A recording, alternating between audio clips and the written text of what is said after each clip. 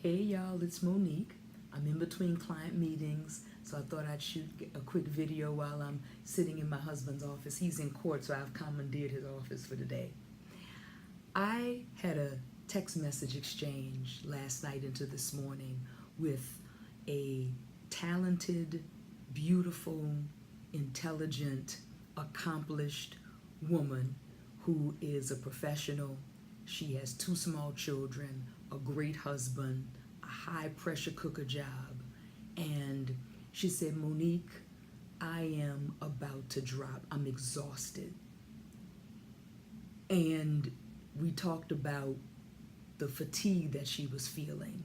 And she said, I'm tired, not just physically, but even more than being physically tired, I'm mentally, emotionally, and spiritually tired. And it brought me all the way back to about 10 years ago when I was in the same place with a high-powered career, small children, husband with a high-powered career. And at that time in my life, I coined something, a term that I still use today, called soul fatigue. It's when your soul is tired, when your mind, your will, and your emotions are just worn out and you're exhausted. And I realized then in my life that if I didn't make some changes, I was going to drop because I just couldn't do it all. And it was at that time that I learned to do something that I still do today, and that is I learned to edit my life. When you edit something, you cut out the non-essentials and you enhance what is good. That's what an editor does when they edit a manuscript or any piece of writing. In addition to correcting grammatical errors, they also edit it to make sure that the story sings. They edit it to make sure that the story is unfolding as it should. They edit it to make sure that what is good is left to the side and only the best in that story is kept. And so I had to decide how I was going to edit my life. And I decided on three things. I needed my career because we needed to pay the bills. That's just real. I needed my family because I love them dearly, and that's my first obligation and my first ministry and my biggest joy. And I also was committed to building the kingdom of God as an associate pastor, so I was committed to doing ministry. And other than that, I had to let a lot of other stuff go. And in the process of letting that stuff go, I had to deal with the fear of disappointing other people. That's big.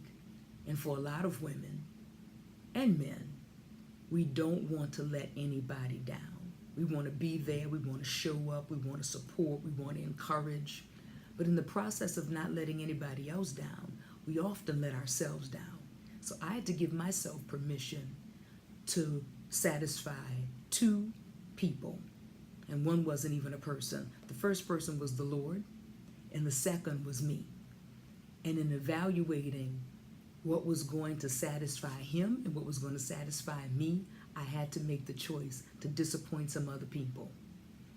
So there were things that I didn't participate in, things that I didn't show up for. I couldn't be on every set, but I was there for my kids' birthday parties. I planned those. I was there for all of their school recitals and speeches and poetry and all of that stuff. We celebrated every anniversary. We celebrated every birthday. We took our vacations. I showed up for my family. And I was there to put them to bed at night. I was there to read stories. And those are memories that I will never be able to recreate. So I showed up for my family. And then I showed up for the things in ministry that I felt God was calling me to. But over time, as life moved on and I moved to different phases, I ended up having to edit yet again because I looked at my life and it was full of a lot of good stuff, but it wasn't full of the best stuff. And I ended up having to edit my life because previously I was in the process of building a family and building a life. This time, last year when I had to edit my life, I was in the process of building a business. So there may be those of you who are entrepreneurs. Again, you can't be on every set. You're trying to build your firm. You're trying to build your consulting practice. You're trying to build your therapy practice. You will have to edit your life, keep the best, and get rid of the good because you can't do everything. And again, will people be disappointed? Yes, they will be. Will some people be unhappy? Yeah, they will be. But I read a quote in 2017 that really set me free. And it said this: Saying no might make them unhappy, but it'll make you free.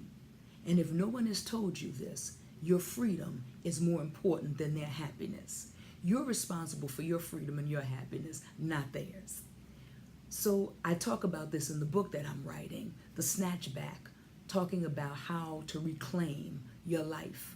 And I had to go through a process of reclaiming my life. I had to let go of some very good stuff to focus on only the very best. And today I am happier, I'm much more satisfied than I've ever been. So be encouraged that you can get over the fear of disappointing other people when you put yourself on the agenda and make a decision about who's most important. I'm out, y'all, going to my next client meeting, but I just wanted to drop that word on you. I hope it was helpful, and we'll talk soon.